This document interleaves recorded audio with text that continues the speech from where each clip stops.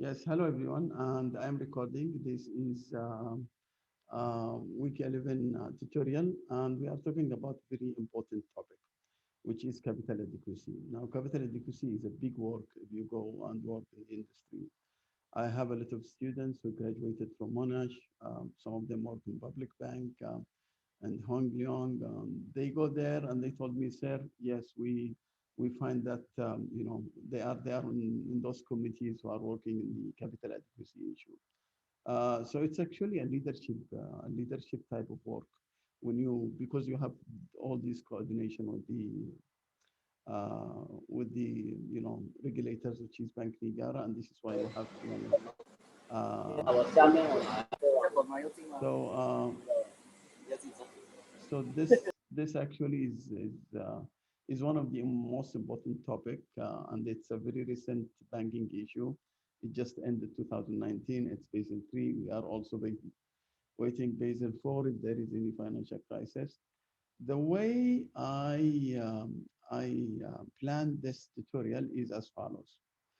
I will go over the calculations. I will give you some background. I don't know how many of you have seen have watched the recordings, but at least I will give you the core of it, and then we will continue to the calculations, and I will give you some advice how to deal with it if you see it in the next test or you see it in the final exam. It's very structured, but you need to do some training. We will do some training here, and in the workshop, we will complete the training. We will do something like a case study in the workshop, and we will hopefully, try to grab the whole issue. But if you understand it, it's interesting. It's like accounting things, whatever, but it needs to be, you need to be careful in using the tables. So if you allow me now, because I'm going to write, I will just turn off my video and maybe start. So this is actually the tutorial 11, and we are talking about few issues. So this is hopefully I will finish in time. So this is tutorial 11, and we are talking about capital adequacy or capital adequacy ratio when we calculate it, or simply we call it CAR, capital adequacy ratio, capital adequacy ratio. Now, this has a history with the uh, after the financial crisis, because this is come in 2013, which is a development of Basel II and Basel I. But actually, what they are saying is there was so much argument that we had the crisis because the banks have no capital or not enough capital. And they say, well, the banks actually have enough capital. But they were saying, no, the capital they have is according to the book value, not according to the market value. Because sometimes the bank is already bankrupt, is already insolvent, and you don't know that because they are using the book values, which is historical values. So they say you have to have a market value. When they developed the Basel III specifically, when they develop the risk-weighted assets, actually they are evaluating the asset according to the current ratings. And if they are evaluating the assets according to the current rating, they are moving actually to the market value of the assets. So the first issue we want to talk about it today is book value versus market value. And I think we have one problem or two problems about that. We'll just do it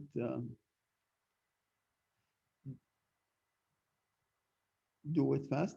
But the most important thing is also to talk about the Basel. Now, Basel 3 is not actually the car. The car is one of it. Pillars. They are two pillars. So we have pillar one, which is the CAR, the capital adequacy ratio and calculation. And this is very structured, very technical. Then they come with pillar two. And this is our interest, by the way. This is our interest. Let me put star here. They come to the second issue, which is the pillar two. And pillar two, we're talking about the governance and management system to control risk. And this is mostly regulations and theory and all those issues. There is no calculation on it. And the third one, they say to enhance the, to decrease the risk and enhance these stakeholders to participate in that, which means the depositors and the investors, they come up with pillar three, which is actually pillar three is actually the disclosures. What do you mean by disclosures? Bank have to provide enough information. Enough information to whom? To the outsiders. So the outsiders, some of them like depositors and investors. So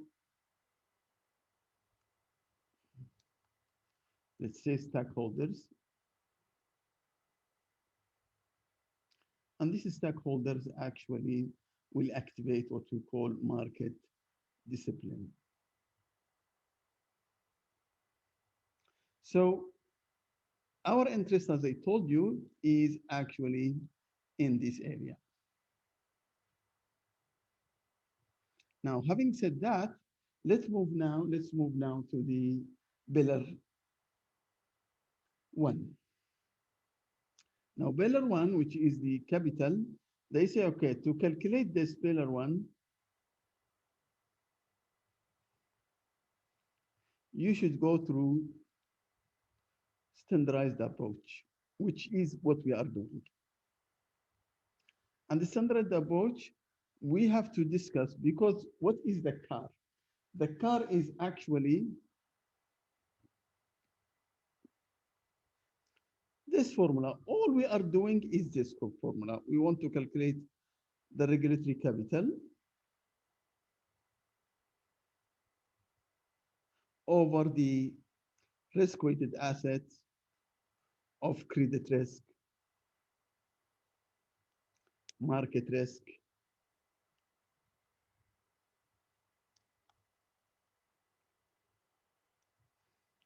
this is credit risk, market risk, operational risk,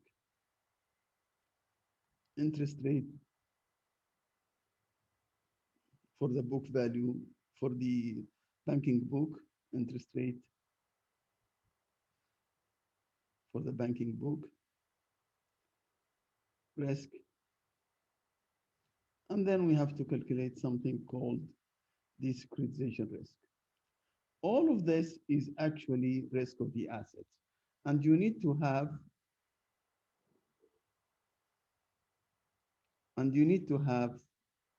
all of those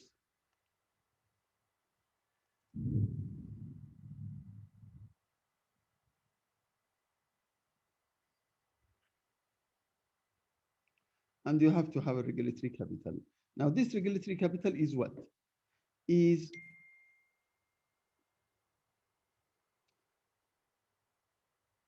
either common equity, tier one, and you have for this ratio to have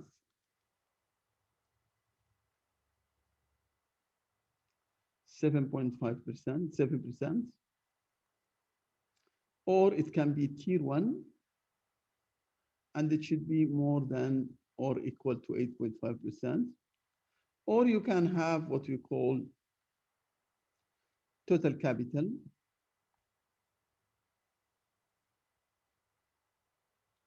and this has to be more than 10.5%. So as you can see, when you test whether the bank is actually satisfying or no, you have to use those ratios. You have to test these three ratios, 1, 2, and 3, which means you have to replace the regulatory capital by either one or two or three. So to do that, you have actually, we have no problem or calculating the regulatory capital. The regulatory capital will be, this is the current capital in the bank. You have just to classify it. It is in the balance sheet, and you have to classify that to tier one, to common equity or to, and this is an easy thing to do. The problem is here. The problem is to calculate the risk-weighted assets. So, and that has to be accurate. Basel have provided us with standardized approach, which means the tables to calculate credit risk. And credit risk, this one, by the way, credit risk can be on balance sheet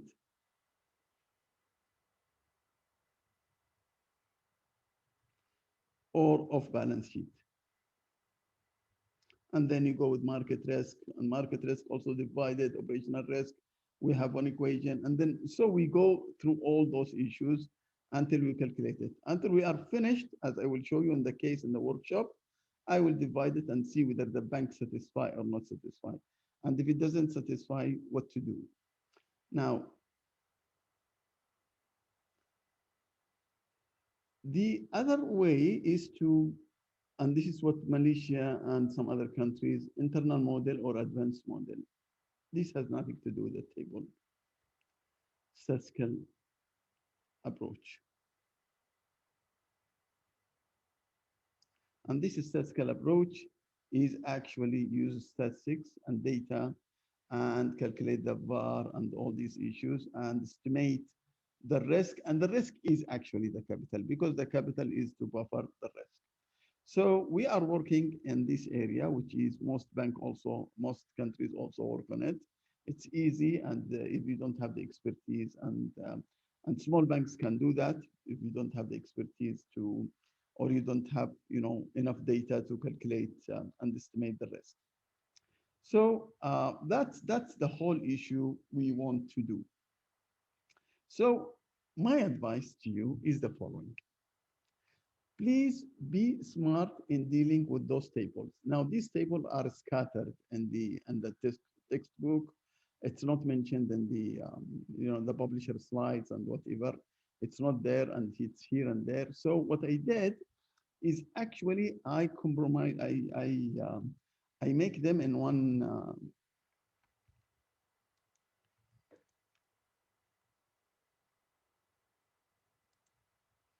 What I did is I make it for you like this. So I develop table one, table two, table three, table four, and table five. This is the five tables you use.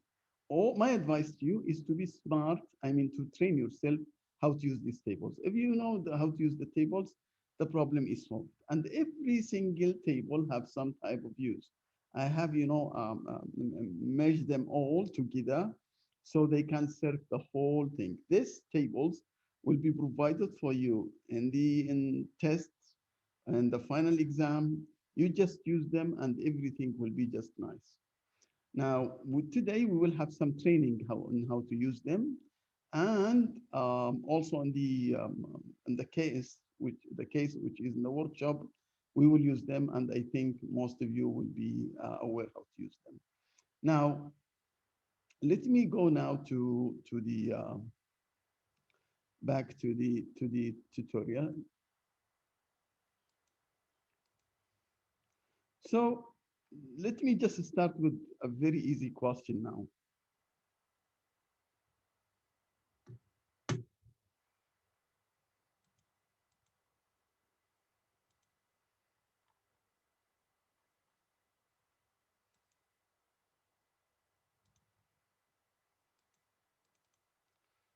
I think I lost the data, so let me just upload this then again.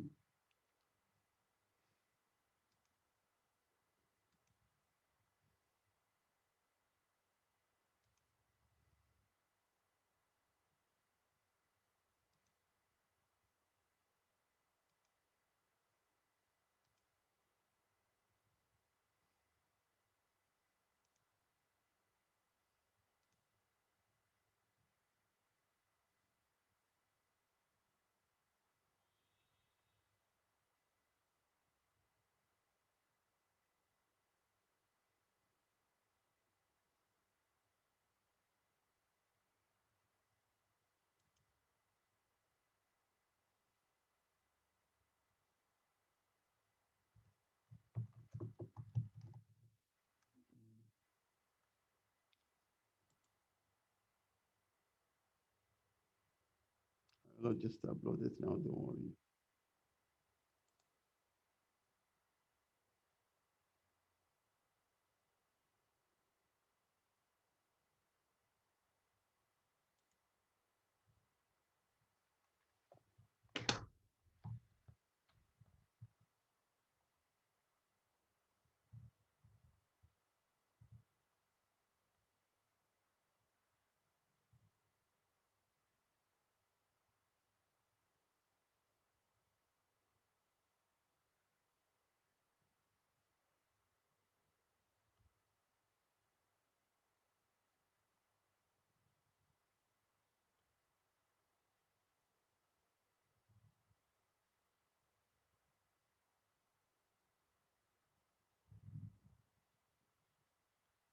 Okay, so I come back now to question number one, which is this one. And this is very straightforward. So as you can see, here we have, um, as I told you, our car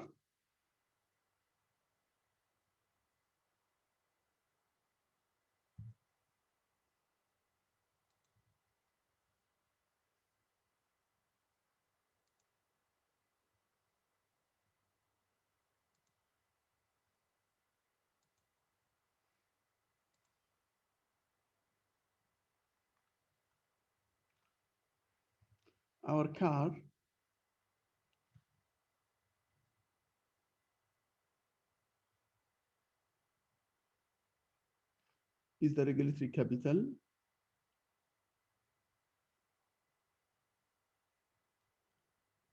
over risk-weighted assets of all those type of risks. Now it's already given. I have the regulatory capital of 230. I have the risk-weighted assets for credit risk 875. Risk-weighted assets for market risk is this one. Capital charge. This is what I want you to know. Now in the capital charge, what we do in the capital charge, so if you have $1 over risk-weighted assets equals 10.5, for example, which is the capital. So now in actually, if you look at it, the risk-weighted assets equals 9.52 times the capital.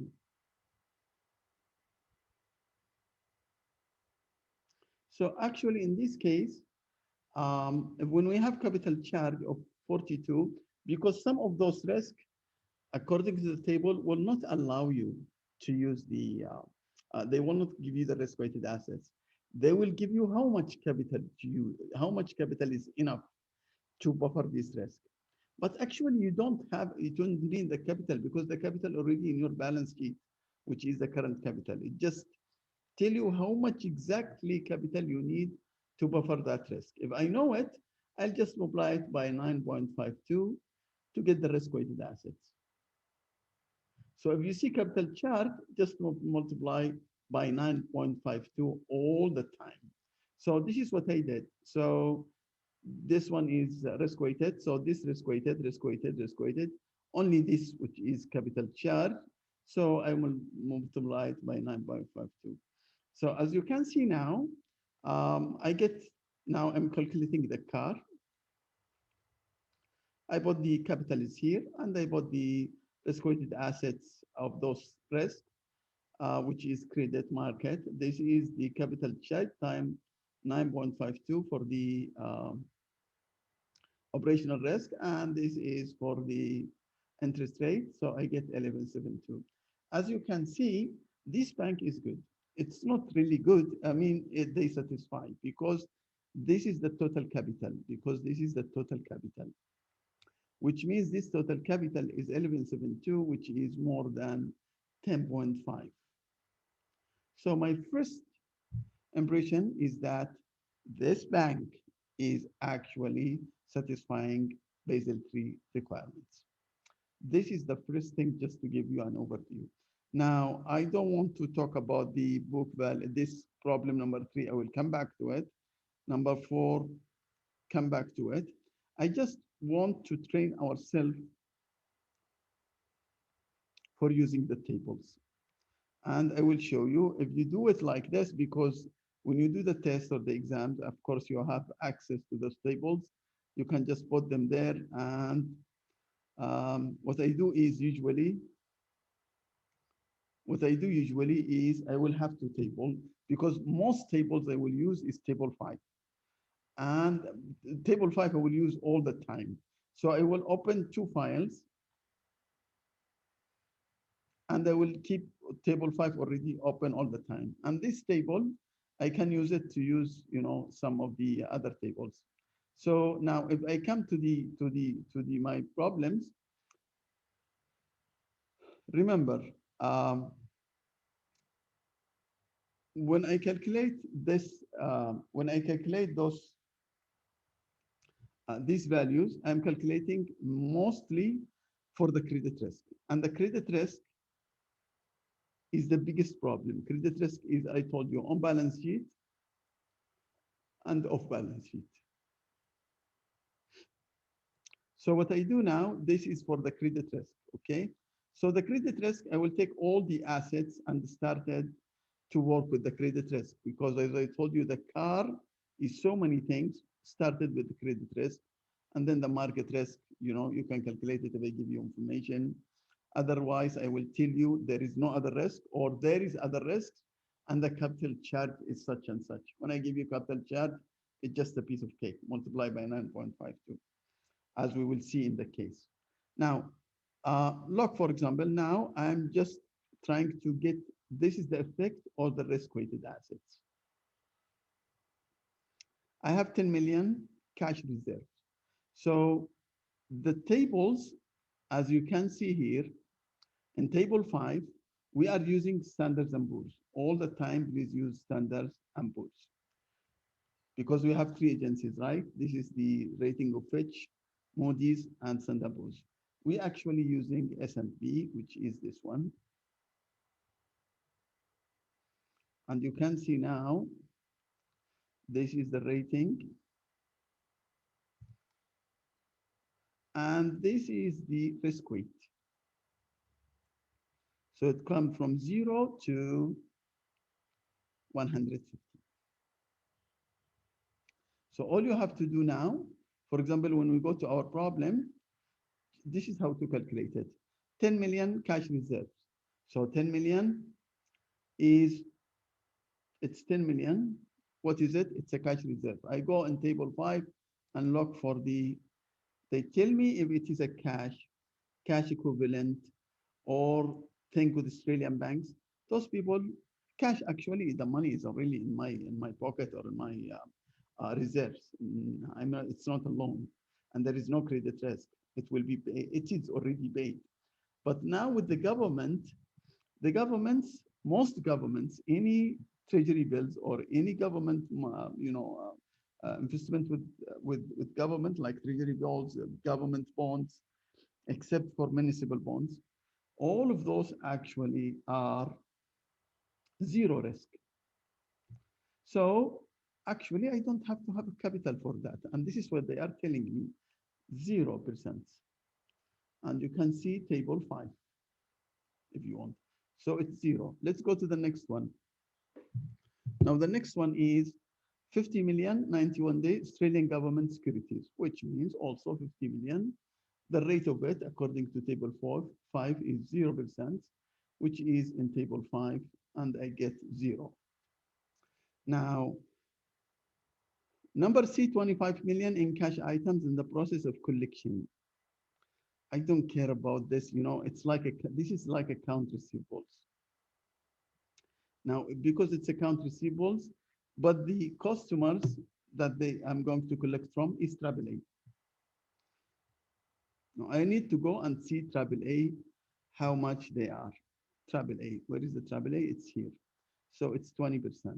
Then I multiply this 25 million by 20%. And my reference is actually table 5.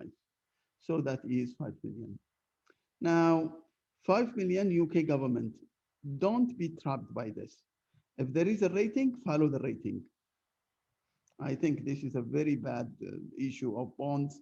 by the UK government, which means there is a risk. Since they give you the rating, it doesn't mean it's zero.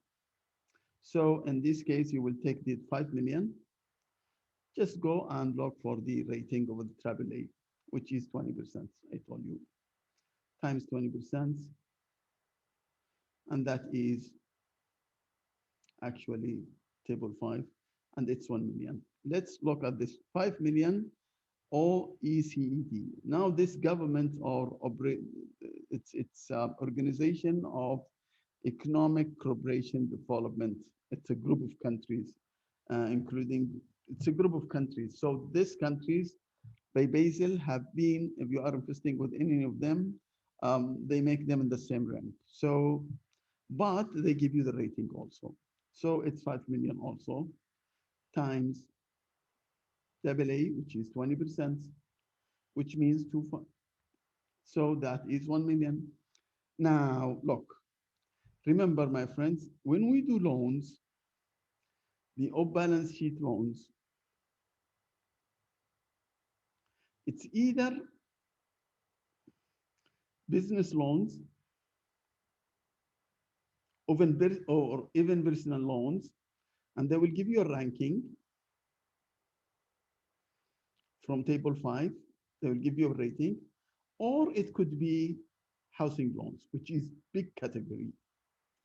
It's a big.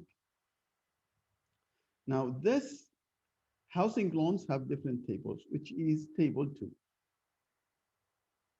And this you have to be a little bit, careful about it, because they will tell you we are giving 60% of the value of the house, 80%, 100%, and the house, the loan is insured or not insured.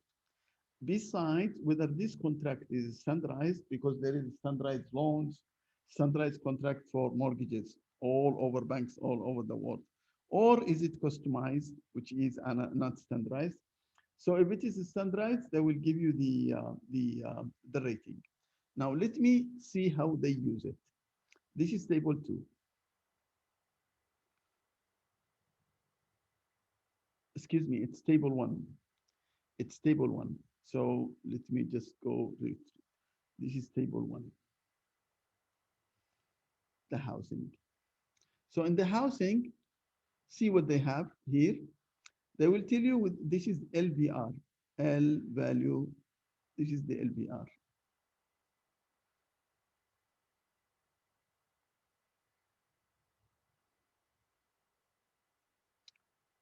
Now, in the problem, they will tell you what is the LVR and whether it is insured or not insured, and whether it's standardized. Anyways, I'm not giving you any of those problems usually. Most of it is actually, I give the standardized mortgages. So if you come here, which is the common use, if you come here and you want to calculate, it is 100, it is 175, it is 500 million. How much the LVR is 80.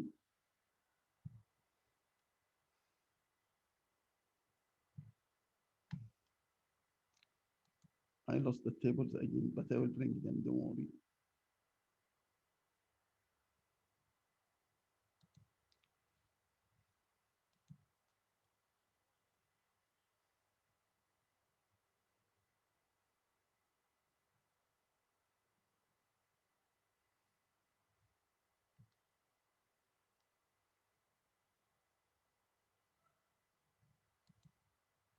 They are here, okay, no problem. So it's 80, and it is actually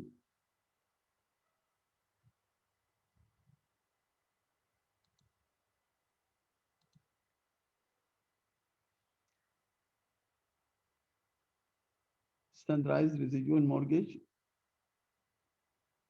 standardized insured. If I go back here, standardized insured, where is the insured?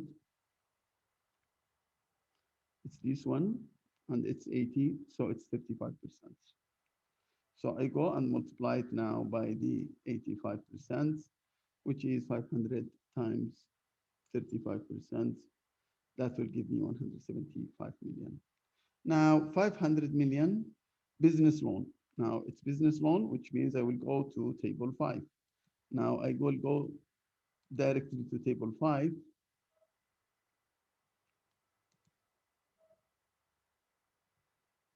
What is the rating of this?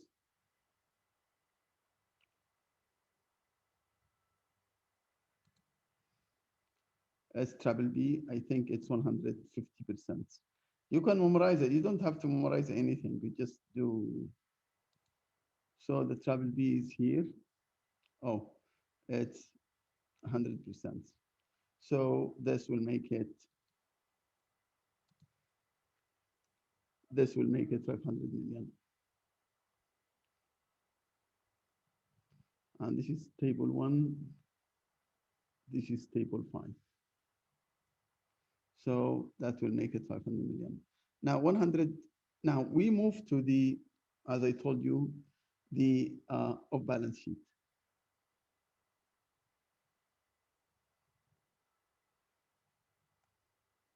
This is on balance sheet. Now off balance sheet. Remember, when I move to the off balance sheet, I have to go to 2 steps. First step, I have to convert, I have to use what we call conversion tables. Now the conversion values or the conversion tables is table number 3 and 4. So in these tables, they will help me to, because in the OPS, we have market related, and we have talked about market related, which is the normal OPS, or non-market related, which is the derivatives. Now, for market related, we will use table 4 and 3 and 4, 3 and 4. So as you can see here, 100,000 performance related standby letter of credit, triple B. So first of all, I have to go and see the standby letter of performance related. If I go here, performance related, table 3, performance related, which is this one, it's 50%. And then, so I have to multiply the amount by 50%. And then what is the rating? The rating is triple B.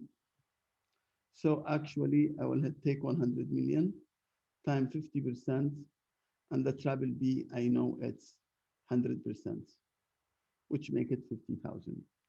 Now let's look at this. 100,000 performance related standby letter of credit to an organization of A. It's the same thing.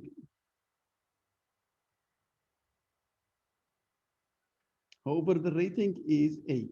So the A, this is B, this is A.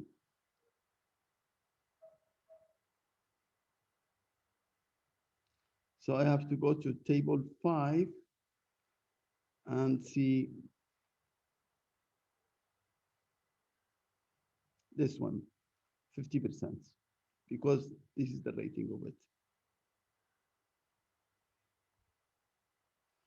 I go for 50%, and this will make it 25,000. Now, 7 million trade related letter of credit, double B, trade related. I will go and find the trade related. This one, which is actually 20%. And what is the rating of it?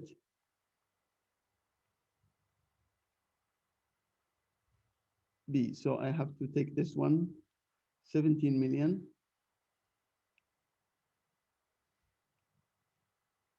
This is 7 million times 20% times B plus, I think it's 150. So I go to here and calculate 150%, and it is 1.4 million. Now I'll go to the 17 million 3-year loan commitment to private agent with B plus. So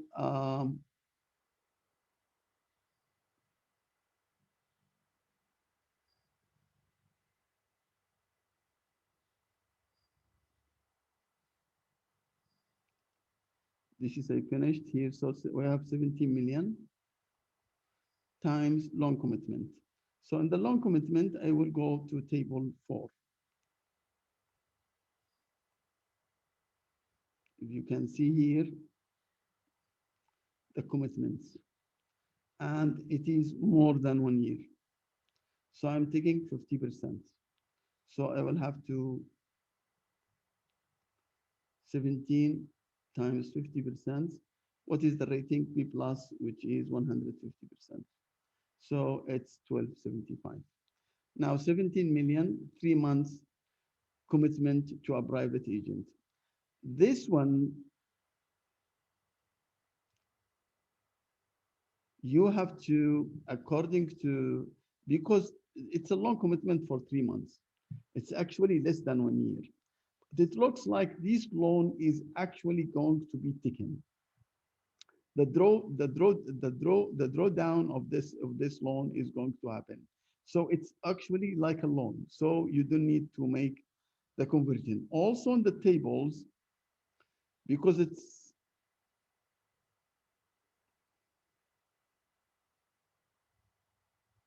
also on the tables, if you look here, the commitment, less 1 year or less, but because the whole thing is about the drawdown.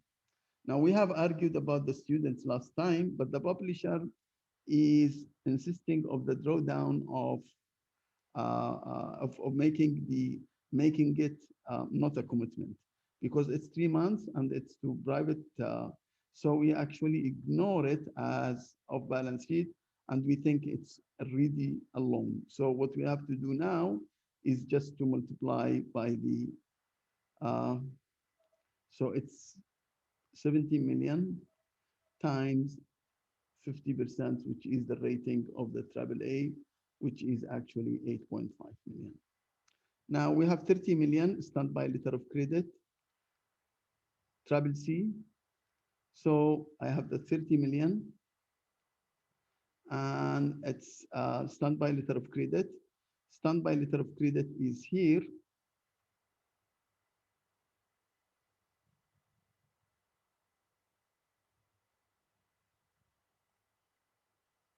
Table 3,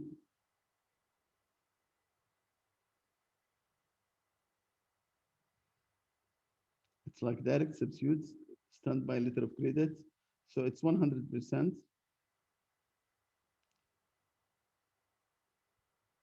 And then 1.5, which is for the Triple C, 150%.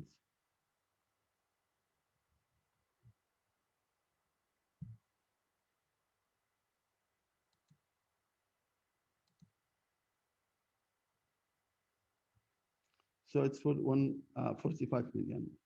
And then 4 million interest rate futures, because table 2, this table, which is table 2, is telling me if it is less than 1 year,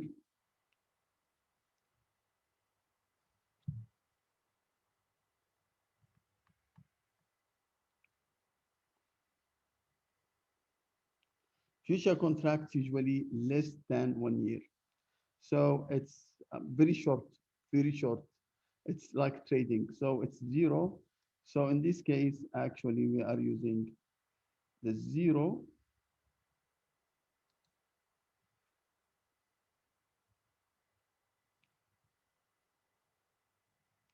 So this is the fermion times 0, which make it 0. And then finally, we have the 6 million 2 years currency swaps with 500. And this, we have two issues. We have to start with the uh, we have to start with the 150 with we have to start with the rating of the 6 million, which is our exposure. This is for the currency swaps, and this is for the market related. So we will use 150 for the market related. As you can see here, the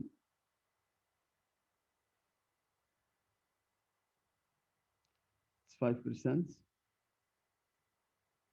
This table two is for the derivatives. All those contracts of the derivatives is in table two, but this is only the conversion.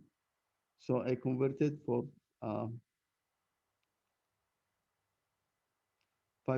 and then the counterparty is A, which is 50%. So I have to calculate first the 6 million times 5% times 50%. And then I have to calculate the current exposure, which is if we liquidate the um, if we liquidate the contract now, what would be the impact? It is 400. It is you have to take 100% of it. Current exposure, you take 100% of it. So you have the current exposure is 500,000 of this contract times the conversion 100%, and then times the what you call the rating of the AAA, which is 50%. It becomes to 250,000. You add this and this, and it comes 400,000. So this is how we do it. Now, if we know how to do this, and this needs some training, when I upload for you, I already make all those calculations here. So it's all the calculation and all explanation is here, so you can refer to it. Now, let me go now back to, do you have any question in this stage, or should I continue?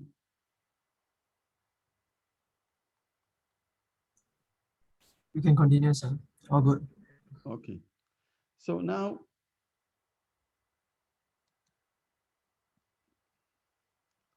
thank you. I'll just continue. Let me see the chat.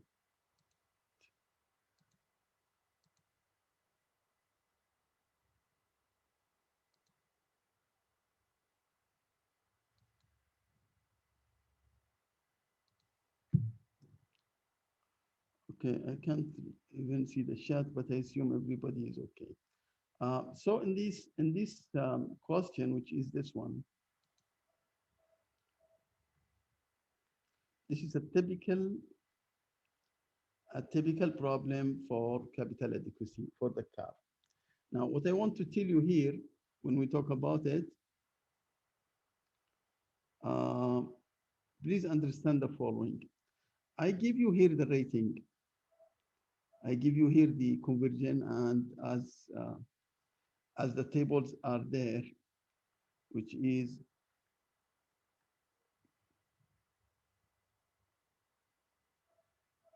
so I give you the 20%, I give you the 50%, the 100%. In the exam or in the test, those values will not be provided to you. So you have to use the tables and calculate them as I did. Then I also give you the conversion for the off balance sheet. This is for the off balance sheet. This is for the on balance sheet. And one more thing I want to tell you, that this problem is actually only credit risk. It's only credit risk, and the counterparty is triple B.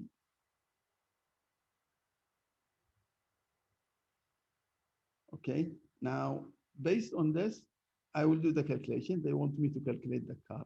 So I have to bring I have the capital here. I have the capital. I know the common equity. I know this is tier one, and I know this is tier two. So all I have to do now is to start calculating the on balance sheet,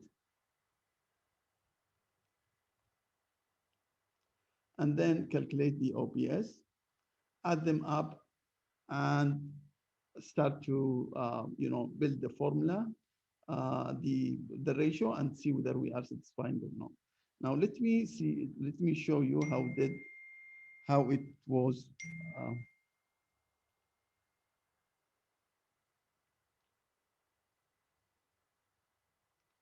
so as you can see here, this is the balance sheet, the asset side.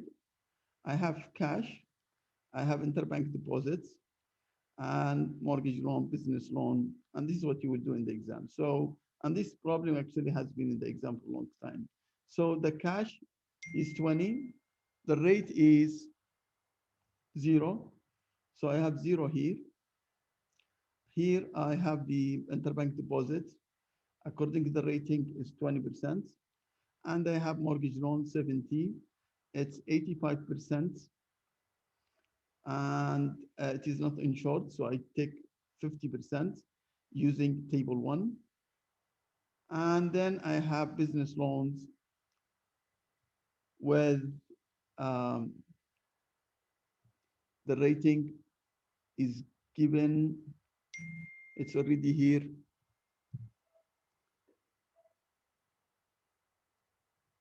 Jabal B, but I give you the rating already. So all you have to do now is to calculate this one. Calculate, calculate, calculate. And this is the total of the on-balance sheet.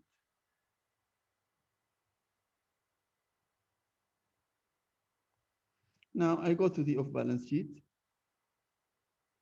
items, which is coming in the problem. Off-balance sheet is all of those issues. All the explanation is here and the values is here.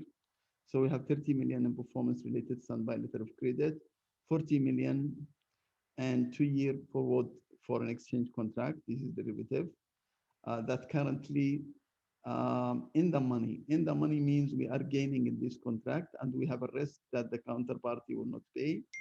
And we have 300 million and 6-year interest rate swaps that are currently out of the money, which means we owe others. And credit conversion are taken, no problem. This is the credit conversion will not be given to you in the test. So we are talking about trouble. So having said that, we will just go to calculate. So we have the 30 million, and according to the table 2 for the derivatives, it's 15. So this is trouble B, table 5. The rating is 100%. So now we have potential exposure for the foreign exchange contract, which is 40 million. The current exposure, the rate is 0.05, the conversion. This is what we call CEA. CEA is conversion equivalent asset. So we take it 2 million, and this is in the money, we take it 100%. And then we have an interest rate swaps of 300 million. And if you use table 2, it's 15 basis points. So we have 4.5. And then out of the money, we owe others. They don't owe us. So it's not a credit risk for us. This is a credit risk for us.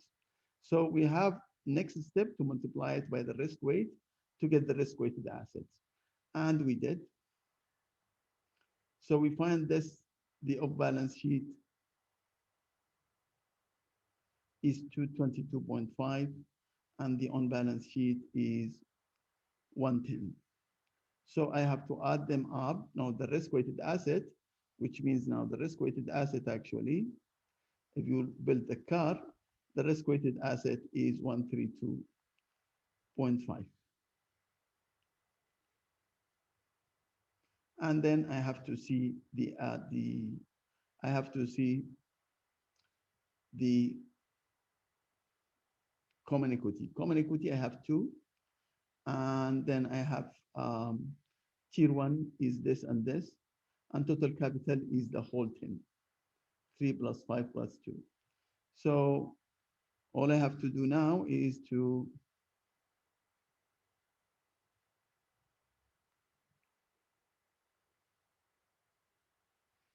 So we have two for common equity tier one, and then we have another one for the tier one, which is actually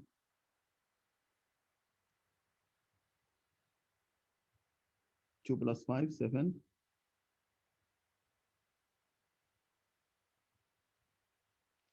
And then I have the total capital, which is actually the 10 over the 10, 2.5. If you calculate this, all of them, this is actually less than the 7%. This is less than the 8.5%. And this is less than 1.5%. So this bank does not satisfy. And if it doesn't not satisfy, I have to do something about it. I have to increase the capital. And how much I increase the capital? The way to increase the capital is to start, because the capital is like this. You have the common equity here, and then you have the rest of tier one is here, tier one. So this is common equity and tier one, and this is tier two. So when we have shortage in the capital, we increase this one, the most quality capital. Everything above it will increase. So common equity tier one, if it increases, tier one will increase, which is this part. This is rest of tier one. And then tier two will, when we calculate the total capital, of course, will increase. So the question is how much I should have.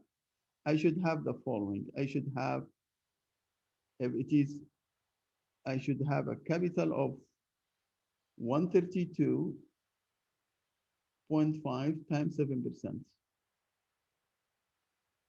And this is actually equals to 9.275. How much I have now? I have only two. So I have to raise 7.275. And I did. So when I raised, so this was two, now plus this is my balance sheet. I didn't change anything on it. So 72.75, this is what I issued a new capital and I increased it to, and this is becoming a cash. This was 20, now it becomes 27. And if you check now the capital, all the capital, it will be satisfied. So now the tier one is actually 9.75 over 132.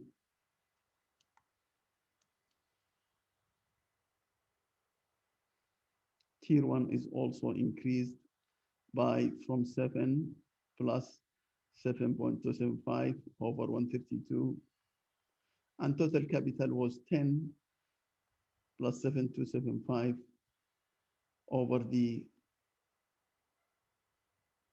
132.5. So all of them is actually, this is more than 7%. This is 7%.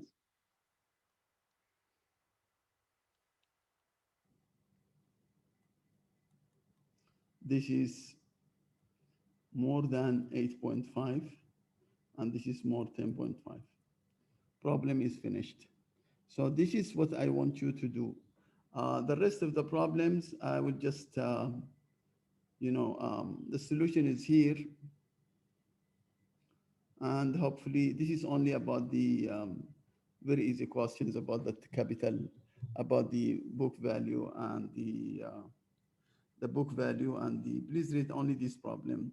I am out of time now. It's 2 to 59, so I need to stop here.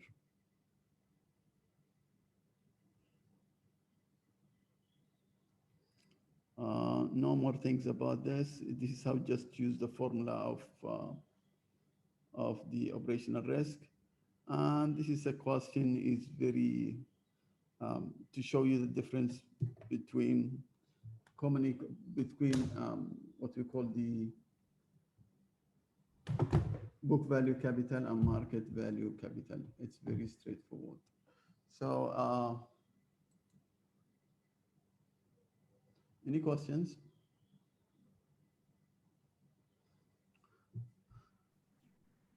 Because I'm recording this, we will talk. I will send you maybe a recording about the tests before we meet. We will talk about it on the workshop. But this test that is coming will cover the 3 weeks, which is week 9, 10, and 11. Right, sir. Okay. Any other questions? Anything? I just want to let you go because you have some exams or whatever. Or for me, I have nothing. If you want to stay, you can stay. If you want to go, just good luck. But we will cover most of these issues and discuss it in details in the workshop. Right, sir. Thank you. Okay, thank you. Bye-bye. Yeah. Thank you, sir. Thank you. Bye-bye. Thank you, everyone. Bye-bye. Thank you.